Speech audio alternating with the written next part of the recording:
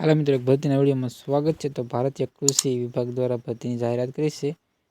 LDC અને UDC પદો પર ભરતીની જાહેરાત છે। તો વિડીયોમાં બના રહીજો, તો વિડીયોમાં પૂરી માહિતી મેળવવાના છીએ।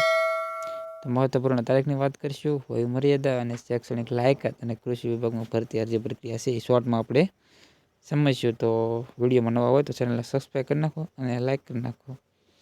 તો આપણે વિડીયો શરૂ કરીએ, બધી માહિતી મેળવવાના છીએ। તો આપણે વાત કરીએ પહેલાં તો મહત્વપૂર્ણ તારીખની વાત કરીએ તો 23 ડિસેમ્બરથી ફોર્મ ભરવાના શરૂ થઈ ગયા છે અને 24 જાન્યુઆરી સુધી જ્યાંના છે ફોર્મ એ ભરાવાના છે।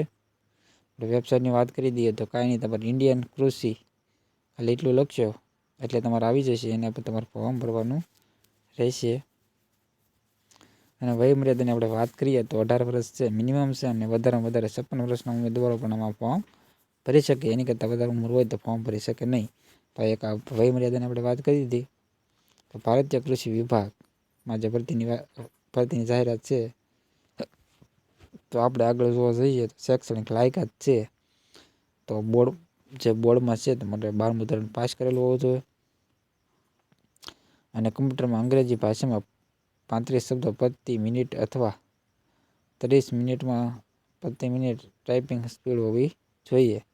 અને આ જે નિયમો છે અને આ જે ઓફિશિયલ વેબસાઇટ ઉપર તમારે જઈ પહેલાં તો તમારે ઓફિશિયલ વેબસાઇટ પર જઈ PDF ડાઉનલોડ કરી અને બધી સૂચનાઓ વાંચી લેવી।